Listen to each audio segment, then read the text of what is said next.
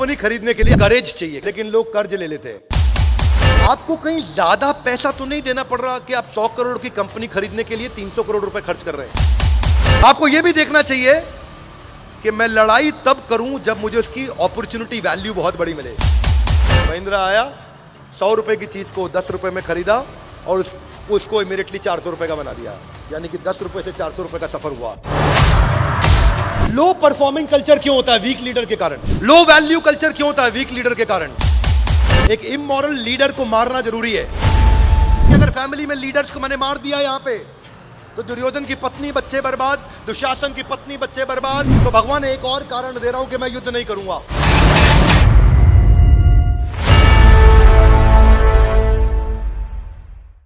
स्वागत है आपका अगले अध्याय में, और आज हम ले रहे हैं भगवत गीता पहला अध्याय 43वां श्लोक। अर्जुन टेंशन में चल ही रहे हैं। पिछले श्लोक आप सुन चुके हैं। हमने चर्चा करी ethical decision versus emotional decision. ये हमने चर्चा करी थी कि एक एथिकल डिसीजन क्या होता है, इमोशनल।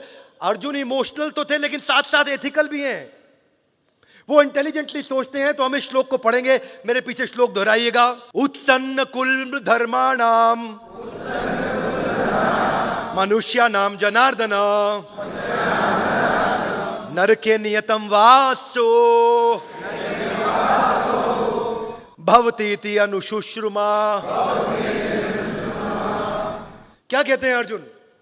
अर्जुन कहते हैं, हे प्रजापालक कृष्ण, मैंने गुरु परंपरा से सुना है, भवती इति अश्रुश्रुष्णाम, यानी कि मैंने सुना है अनु। यहां पे अनु मतलब अवगतों के नीचे, जूनियर बन के। किससे? अश्रु मतलब सुनना, और सीनियर से डिसाइप्लिक सक्सेशन में, यानी कि गुरु परंपरा में मैंने सुना है। हाथ आगे लाइए। क्या सुना है अर्जुन? मैंने ये सुना है कि जो कुल धर्म का विनाश करते हैं। यहां कुल धर्म का अर्थ क्या हुआ? अपनी जो वैल्यूज है कुल की। कुल मतलब फैमिली। कुल मतलब क्या हुआ?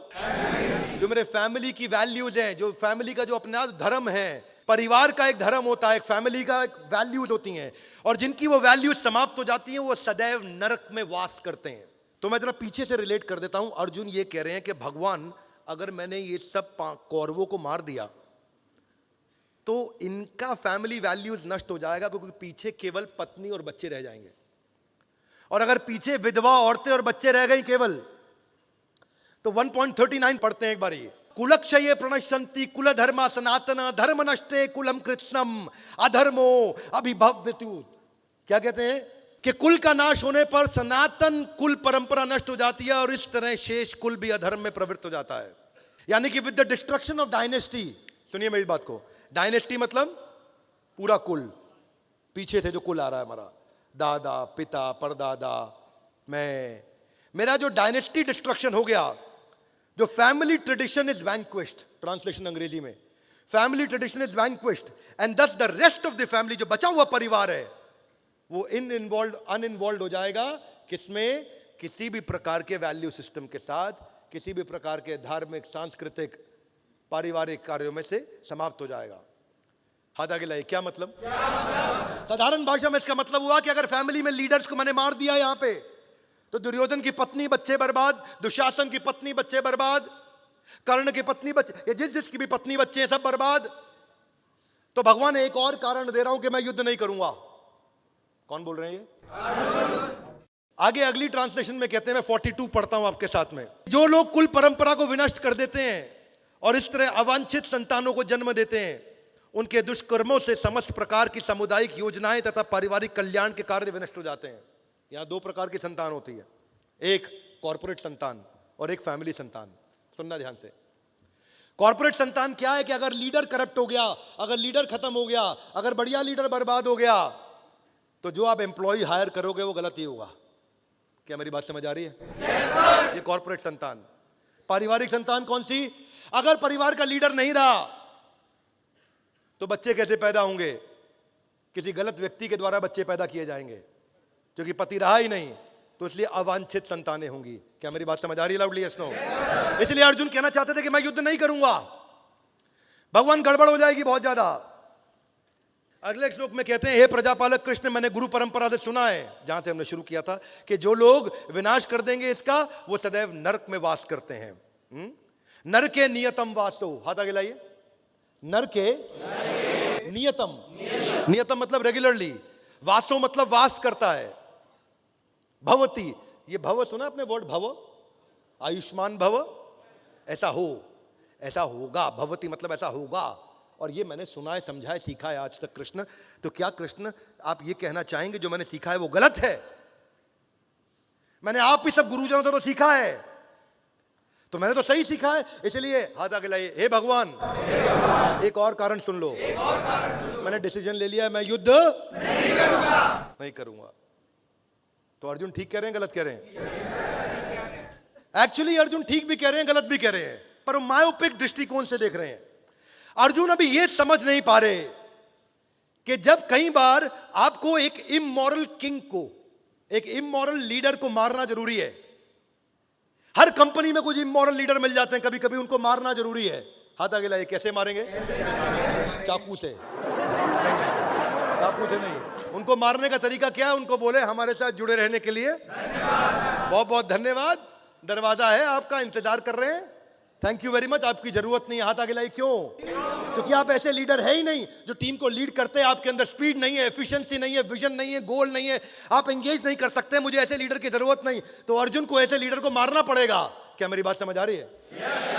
हाथ आगे लाइए। फिर प्रजा को दिक्कत होगी, यानी कि जो बाकी टीम मेंबर हैं उनके पास अगर लीडर नहीं तो उनको दिक्कत हो जाएगी। ऐसे ही परिवार में अगर पति नहीं, पिता नहीं, तो बाकी परिवार को दिक्कत होगी। तो अर्जुन ठीक तो कह रहे हैं कि गड़बड़ हो जाएगी, लेकिन अर्जुन यहां एक बात बड़ी कंसीडर करना भूल गए। हाथ आगे लाइए। वो क्या? अरे अर्जुन जब ये लड़ रहे हैं तो अर्जुन इस समय एमएनए का सबसे बड़ा प्रिंसिपल फॉलो कर रहे हैं। एमएनए क्या होता है? Mergers and acquisition.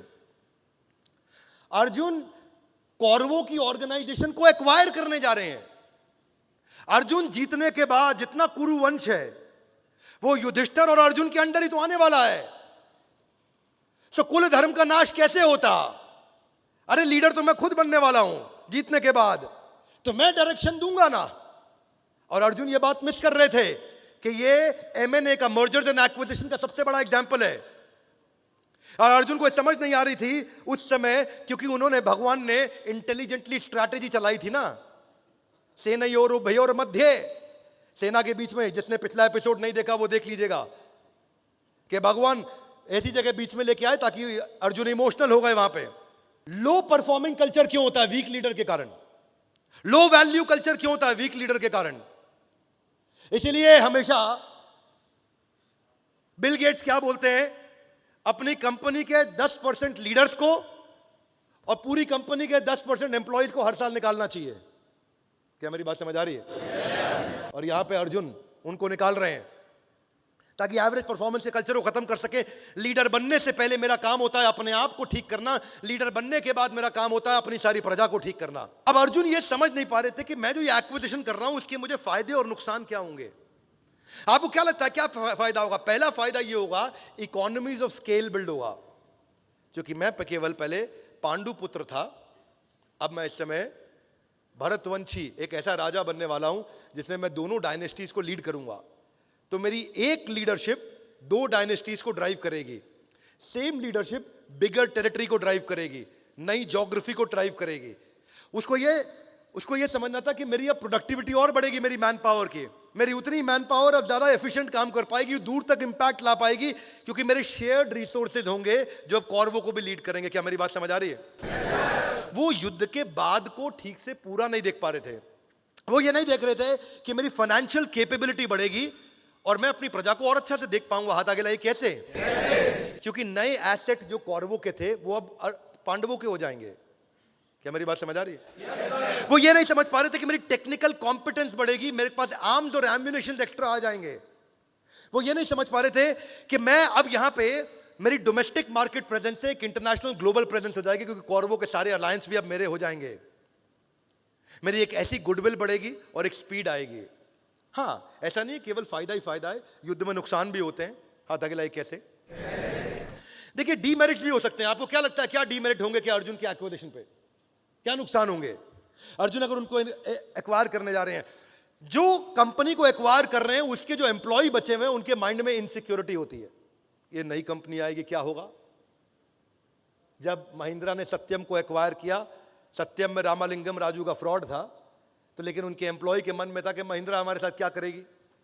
ऐसे ही कौरवों के जो बचे हुए परिवार है, उनके सदस्यों के मन में ये शंका हो सकती है कि पांडव हमारे साथ क्या करेंगे। क्या मेरी बात समझ आ रही है? इनसिक्योरिटी हो सकती थी, पर क्योंकि युधिष्ठिर है यहां पे, तो युधिष्ठिर ये उतने ही सच्चे इंसान है जितना सच ये है कि सूरज उगेगा और ढलेगा। एक एक्विजिशन का और नुकसान हो सकता है कि आपको कहीं ज्यादा पैसा तो नहीं देना पड़ रहा कि आप 100 करोड़ की कंपनी खरीदने के लिए 300 करोड़ रुपए खर्च कर रहे हैं। कौरवों को हराने के लिए जितनी ताकत लगनी थी उससे ज्यादा ताकत तो नहीं लग रही अर्जुन की। क्या मेरी बात समझ आ रही है?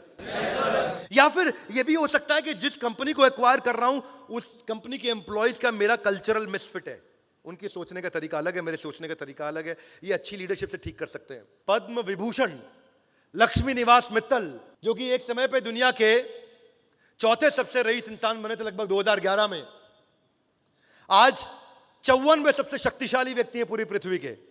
लक्ष्मी निवास मित्तल, जिनकी कंपनी का नाम है आर्सिलर मित्तल। आखिरी कील जब उन्होंने ठोकी थी ना, उन्होंने आर्सिलर कंपनी खरीद ली थी। उनकी शुरुआत 1960s 70s में इंडोनेशिया की एक वीक स्टील कंपनी जो कि फेल हो चुकी थी उसको खरीदने से हुई। लक्ष्मी निवास मित्तल ने अपना बनाया हुआ धंधा नहीं किया क्रिएट, हमेशा 100 रुपए की कंपनी को 20 रुपए में खरीदा, गोरिल्ला वॉरफेयर, और उसको बाद में 200 रुपए का बनाया। क्या मेरी बात समझ आ रही है? 100 करोड़ की कंपनी को 20 करोड़ में खरीदा और बाद में 200 करोड़ बनाया। आर्सिलर मित्तल को फोर्ब्स की लिस्ट में आज 57वां सबसे शक्तिशाली आदमी माना जाता है दुनिया का। उनकी बेटी जो है वानिशा की जब शादी हुई थी तो दुनिया की दूसरी सबसे महंगी शादी मनाई गई थी। हाथ आगे लाइए, इतना पैसा कहां से आया? कौरवों को एक्वायर करके। उन्होंने बहुत कौरवों को एक्वायर किया था, जैसे यहां पांडु पुत्रों ने किया, और उसीलिए वो आगे बढ़े। पहला रिस्क उनका 1976 में था, और आज कजाक सरकार की एक वीक कंपनी थी, जो सरकारी कंपनी थी, उसको खरीदने के बाद ये 2004 में 5 मिलियन मेट्रिक टन का जो उन्होंने प्लांट लिया था, उसके बाद ये सबसे पावरफुल हो गए थे। बचा हुआ केवल एक कॉम्पिटिटर था इनका, आर्सिलर। जिस दिन आर्सिलर को भी खरीद लिया उसके बाद इनके खिलाफ सामने खड़ा होने वाला कोई नहीं बचा। अब पूरी दुनिया के अंदर सबसे बड़े प्लेयर बन चुके हैं, और दुनिया का 15% स्टील लोहा केवल यही बनाते हैं। और इनके बारे में कहा जाता है कि ये स्टील का प्लांट खरीदते हैं, उसको सोने का प्लांट बना देते हैं। स्टील को गोल्ड में कन्वर्ट करने की क्षमता है इनके पास। ये आर्सिलर मित्तल। पर ये नहीं है कि यार मैं भी खरीदूंगा। आप में से कई लोग खड़े हो जाएं जो वीडियो देख रहे हैं, हम आर्सिलर मित्तल, मैं भी बन जाता हूं। क्या करना है आपको? कंपनी खरीदनी है? बोले हाँ खरीदनी है। बोले कैसे लेंगे? कंपनी खरीदने के लिए हाथ आगे लाइए, करेज चाहिए। क्या चाहिए? लेकिन लोग कर्ज ले लेते हैं। क्या ले लेते हैं? वो कर्जा ले लेते हैं, करेज नहीं बढ़ाते। और वही हुआ एमटेक ऑटो के साथ। अरविंद धाम बिलियन टू बस्ट, सबसे बड़े अरबपतियों में आज धूल में आकर के मिट्टी में मिल गए। हाथ आगे लाए, क्यों? ये भी खरीद लूं, वो भी खरीद लूं, यहां भी खरीद लूं, वहां भी खरीद लूं, और कर्जा ले लो, और कर्जा ले लो। 28 प्लांट से 54 प्लांट ऐसे ही पहुंच गए। यही हुआ किंग ऑफ गुड टाइम्स के साथ में। विजय माल ले गया। क्यों? वो जो देखो खरीद रहा था, जो मन कर रहा था खरीद रहा था। रात को ड्रिंक करते करते बातचीत चली, किसी ने आदमी उसके साथ अकड़ गया बात में, बोला तुझे खरीद लूंगा भाई, तुझे आज ही खरीद लेगा। King of good times. कर्जा ले लेकर ये खरीदोगे, बहुत दिक्कत होगी। वीडियोकॉन के साथ भी यही हुआ। वेणुगोपाल धूत कर्जा लेकर, करेज नहीं, कर्जा। भूषण स्टील, बाद में टाटा स्टील ने उसे खरीदा। दूसरा चीज, यही अर्जुन को भी समझना था। ऐसा तो नहीं है कि मैं कर्जे में डूब रहा हूं, लेकिन अर्जुन ने इक्विटी डाइल्यूट करी थी, डेट फंडिंग नहीं करी थी। हाथ आगे लाइए, कैसे? अर्जुन पार्टनर्स लेकर के आए थे, अलायंसेस लेकर के आए थे, दूसरे राजा साथ में लेकर के आए थे, उधार लेके नहीं आए थे। एमटेक ऑटो के अरविंद धाम को मालूम नहीं था, वो उधार लेकर के आए थे बाजार में। अर्जुन हिस्सेदारी शेयर करके आए थे। बोले जीतेंगे अगर हम तो इतना हिस्सा तुम्हारा, तुम यहां के राजा, इतना हिस्सा तुम्हारा, तुम यहां के। अब भगवान कृष्ण की तो फिलॉसफी यही थी। जरासंध को जब मारा तो जरासंध के पुत्र को मगध नरेश बना दिया। भगवान कृष्ण की पहले से यही फिलॉसफी थी। तो ये क्या करते हैं? ये हिस्सेदारी देते हैं। वीडियोकॉन क्या करता है? एमटेक ऑटो क्या करता है? जेपी ग्रुप क्या करता है? शशि रुइया, रवि रुइया, एसआर रुइया ब्रदर्स क्या करते हैं? ये सब के सब लोग यही कॉमन गलती किया। तो दुर्योधन अर्जुन उस मामले में इंटेलिजेंट। बजाज कंज्यूमर केयर ने गलती किया, वो Bajaj almond drop hair oil बनाता है, सुना आपने?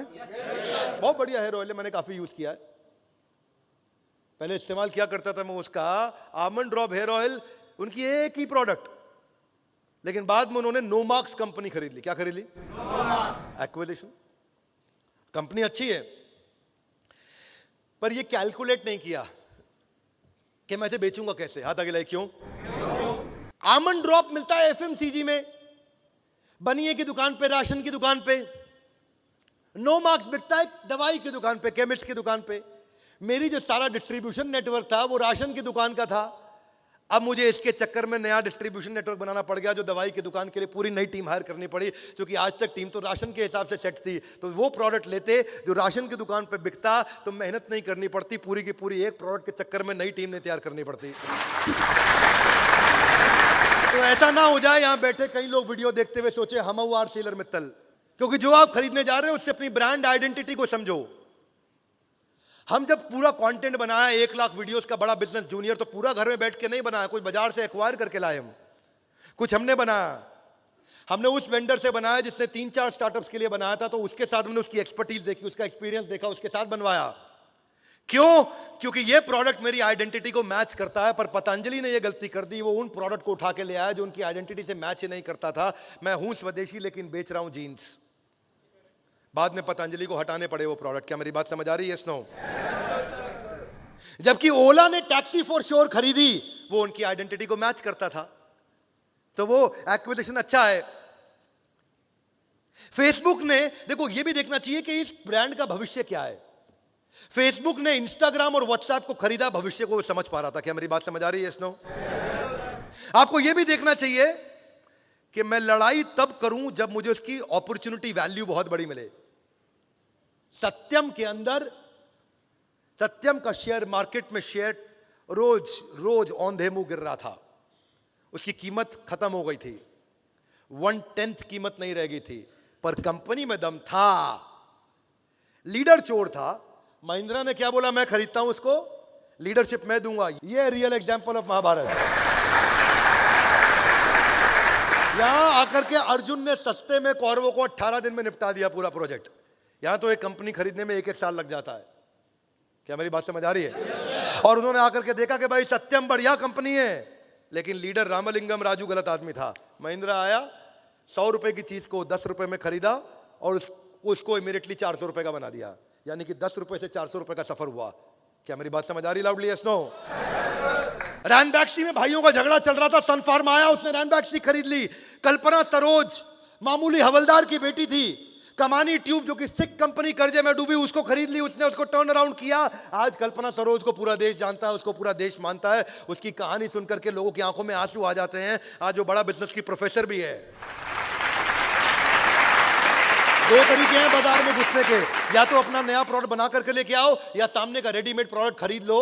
नया बना के लाके तो जीरो से काम चालू करोगे, सामने का रेडीमेड खरीदोगे तो अगर वो 100 करोड़ का धंधा कर रहा है तो आप 101 करोड़ से चालू करोगे। और इन सब का गॉड फादर, बिग डैडी, इन सब के बड़े पापा कौन है ना पृथ्वी पे? वो तो बात ठीक है, वो सबसे बड़े पापा है, हो सकता मान सकते हैं, मैं आपको प्रणाम करता हूं उसके लिए, आपकी भावना के लिए, आपकी फीलिंग्स के लिए। लेकिन अभी भारतवर्ष में इन सब का सबसे बड़ा गॉड फादर है, वो है गौतम भाई अडानी। गौतम भाई अडानी एक ऐसे आदमी है जिन्होंने लगभग कोई भी कंपनी खुद नहीं बनाई, इन्होंने सब कुछ खरीदा है। ये वेट करते हैं किसके ऊपर ईडी की रेड पड़ी है, ये वेट करते हैं किसको और भी वॉच डॉग्स जाके कंट्रोल कर रहे हैं, रेगुलेट कर रहे हैं। और वो जब कंपनी टूटने लगती है, बर्बाद होने लगती है, तो ये पहुंच जाते हैं, उसको खरीद के ले आते हैं। पिछले 5-7 सालों के अंदर 100 से ज्यादा कंपनियां खरीदी गौतम भाई अडानी ने। इनको बोलते हैं किंग ऑफ एक्विजिशन। इनके बारे में बोला जाता है ये बिजिएस्ट डील मेकर हैं गौतम भाई, busiest deal maker, king of acquisition.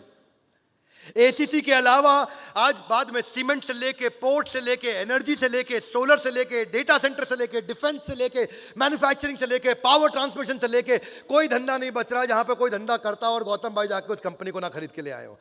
वो कहते हैं मैं क्यों चालू करूं, तुम कर रहे हो ना, तुम्हें चलाना नहीं आता, हम तुम्हारी 100 रुपए की चीज को 10 रुपए में खरीदेंगे, अपने पोर्टफोलियो में लाते ही 200 रुपए की बना देंगे। और वही कारण है गौतम भाई अडानी इतने कम टाइम के अंदर भारत के सबसे अमीर इंसान बने और दुनिया के भी सबसे अमीर 5 लोगों में उनका नाम आया। Are you with me loudly? Yes no? ये टर्न अराउंड मॉडल है। अर्जुन भूल गया था कि वो टर्न अराउंड मैनेजमेंट पे काम कर सकता है। उसको ये टेंशन हो गई कि दुर्योधन की और कौरवों की पत्नी और बच्चों का क्या होगा। वो ये भूल गया कि मैं टाटा ग्रुप की तरह काम कर सकता हूं। मैं loss making Jaguar land rover जो 2008 में $520 मिलियन का नुकसान कर रही थी और 2018 आते आते वो $3.5 मिलियन के प्रॉफिट में आ गई। यही कौरव सारे के सारे आज जो इतना नुकसान कर रहे हैं, जब मैं इनको एक्वायर कर लूंगा तो मैं इनको प्रॉफिटेबल एंटिटी बना सकता हूं, क्योंकि मैं पांडव टाटा ग्रुप की तरह रन करता हूं, ईमानदार आदमी हूं। वॉलमार्ट जब इंडिया में आया तो हमारे देश की सबसे बड़ी एक्विजिशन करी, $16 बिलियन की 80% में उसने खरीद लिया फ्लिपकार्ट के अंदर। जब जोमेटो को आगे बढ़ना था तो उसने देखा उबर ईट्स का जो इंडिया वर्जन है, जो डिलीवरी करता है, जो खाने की डिलीवरी करता है, उसको ले लिया तो उबर ईट्स के सारे कस्टमर आपके हो गए। इसी तरह उबर ईट्स के जितने भी कस्टमर थे वो जोमेटो के हो गए। इसी प्रकार कौरवों की जितनी भी फैमिली है वो अब हमारी फैमिली हो गई। अब उनकी जिम्मेदारी हमारी हो जाती है। इसीलिए पहला अध्याय अब समाप्त होता है जहां पे अर्जुन रो करके परेशान हो चुके हैं और इतना रो चुके हैं, इतना रो चुके हैं। और रोते रोते अब दूसरे अध्याय में आप जाकर के देखोगे कि अर्जुन जाकर के सरेंडर करने वाले हैं और दूसरे अध्याय में जाकर के बोलेंगे, दीन बंधु दीनानाथ मेरी डोरी। और वहां जाकर के अर्जुन सरेंडर करेंगे और अर्जुन रोते रोते बोलेंगे, कार्पण्य दोषो उपहत स्वभावा पृच्छामि त्वाम धर्म सम्मूढ़ चेता। कृपणता के चलते मैं इतना टेंशन में आ गया हूं भगवान, मुझे कुछ समझ नहीं आ रहा। भगवान मैं जीता तो भी हारा, मैं हारा तो भी हारा। अगर मैं हारा ही हारा तो भगवान अब आप ही मुझे जिताएंगे। हे भगवान मुझे अब कुछ भी समझ नहीं आ रहा, मुझे आप कृपा करके ज्ञान दीजिए, अपनी शरण में लीजिए। और तब अर्जुन माइक जो कस के पकड़ के बैठे थे अब उस माइक को ढीला करेंगे और माइक अब कृष्ण के हाथ में आएगा और उसके बाद कृष्ण भगवत गीता जो अपना प्रोडक्ट लेकर के आए शुरू करेंगे।